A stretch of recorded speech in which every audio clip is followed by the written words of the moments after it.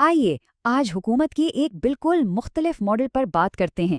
یہ کلاسیکی اسلامی سیاسی نظریے سے نکلا ایک تصور ہے اور یہ ہمیں اس بارے میں نئے سرے سے سوچنے پر مجبور کرتا ہے کہ آخر ایک ریاست کا مقصد ہوتا کیا ہے۔ تو سب سے پہلا اور بنیادی سوال، آخر ایک ریاست ہوتی ہی کیوں ہے؟ کیا اس کا کام صرف ہماری سرحدوں اور ہماری جائیداد کی حفاظت کرنا ہے، یا اس کے وجود کا کوئی اس سے بھی بڑا مقصد ہے؟ اچھا، کلاسیکی اسلامی سیاسی سوچ میں ریاست کو حکمرانوں کی کوئی ذاتی جاگیر نہیں سمجھا جاتا، بلکہ اسے ایک مقدس امانت مانا جاتا ہے، اور یہی وہ لفظ ہے امانت جو اس پورے ماڈل کی بنیاد ہے۔ اس پورے سیاسی نظریے کے لیے ایک اصطلاح استعمال ہوتی ہے، السیاست الشرعیہ۔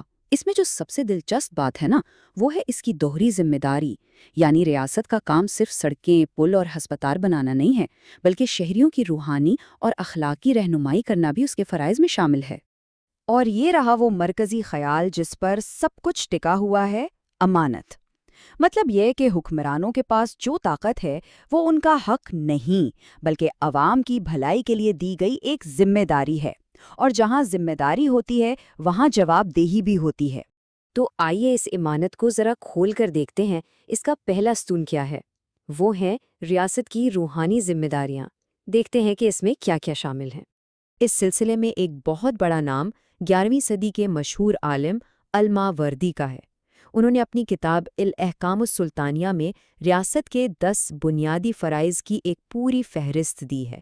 الماوردی کے مطابق ریاست کی سب سے پہلی اور سب سے اہم ذمہ داری دین کے بنیادی اصولوں کی حفاظت ہے، اور اسی کے ساتھ قوانین کا نفاذ، تاکہ معاشرے میں توازن قائم رہے۔ اب یہیں پر ہمیں جدید سیکولر ماڈلز کے مقابلے میں ایک بہت بڑا فرق نظر آتا ہے۔ لیکن بات صرف روحانی ذمہ داریوں پر ختم نہیں ہوتی۔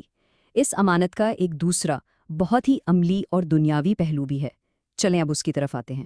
یہاں ہم دیکھتے ہیں کہ روزمرہ کے معاملات بھی اتنے ہی اہم ہیں۔ انصاف کو یقینی بنانا، سرحدوں کی حفاظت کرنا اور سرکاری خزانے کا ایمانداری سے استعمال کرنا، یہ سب اسی امانت کا حصہ ہے۔ اور خاص طور پر آخری 2 باتیں بہت اہم ہیں کہ قابل اور ایماندار لوگوں کو عہدے دیے جائیں، اور حکمران خود براہ راست معاملات پر نظر رکھے تاکہ کرپشن کو روکا جا سکے۔ تو یہ سارے خیالات آئے کہاں سے؟ یہ صرف کوئی ہوائی باتیں نہیں تھیں، بلکہ صدیوں کے دوران بڑے بڑے مفکرین نے ان اصولوں کو باقاعدہ کتابوں میں لکھا اور اس ماڈل کو ایک ٹھوس شکل دی۔ یہ ایک پوری فکری روایت ہے۔ اس کی بنیاد 11ویں صدی میں الماوردی نے رکھی۔ پھر یہ سلسلہ آگے بڑھا اور 14ویں صدی میں ابن تیمیہ اور عظیم مورخ ابن خلدون جیسے ناموں نے اس سوچ کو مزید گہرائی بخشی۔ اور یہ ہیں وہ کتابیں جو اس پورے نظریے کی بنیاد سمجھی جاتی ہیں۔ الماوردی کی الاحکام السلطانیہ تو سمجھے کہ حکومت چلانے کا ایک مینول ہے۔ ابن تیمیہ کی السیاست الشرعیہ نے اصلاح پر زور دیا، اور ابن خلدون کی المقدمہ نے ریاست اور سماج کے گہرے تعلق کو سمجھایا۔ تو اب تک ہم نے جو کچھ دیکھا، اس سے سوال پیدا ہوتا ہے کہ آخر یہ امانت دار ماڈل آج کی جدید سیکولر ماڈل سے کتنا اور کیسے مختلف ہے؟ چلیں ایک سیدھا سیدھا موازنہ کر کے دیکھتے ہیں۔ یہاں فرق بالکل صاف ہے۔ کلاسیکی ماڈل کی بنیاد ہے ایک الہی امانت، جبکہ جدید ماڈلز کی بنیاد ہے سوشل کانٹریکٹ یا عوام کی حاکمیت۔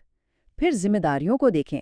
ایک ماڈل میں روحانی اور دنیاوی دونوں ذمہ داریاں ہیں، جبکہ دوسرے میں بنیادی توجہ دنیاوی معاملات پر ہے۔ اور آخر میں مقصد، ایک کا مقصد دنیا اور آخرت دونوں کی بھلائی ہے، جبکہ دوسرے کا فوکس اسی دنیا میں انصاف اور خوشحالی پر ہے۔ تو آخر میں یہ سوال سوچنے کے لیے ہے، کسی بھی ریاست کی بنیاد، چاہے وہ ایک مقدس امانت ہو یا ایک سماجی معاہدہ، یہ چیز حکومت اور عوام کے رشتے کو کس طرح بدل دیتی ہے؟ کیا اس سے حکمرانوں کی جواب دہی اور شہریوں کے حقوق کی نوعیت پر کوئی گہرا اثر پڑتا ہے؟ یہ ایک ایسا سوال ہے جو ہمیں حکومت کے اصل مقصد پر غور کرنے کی دعوت دیتا ہے۔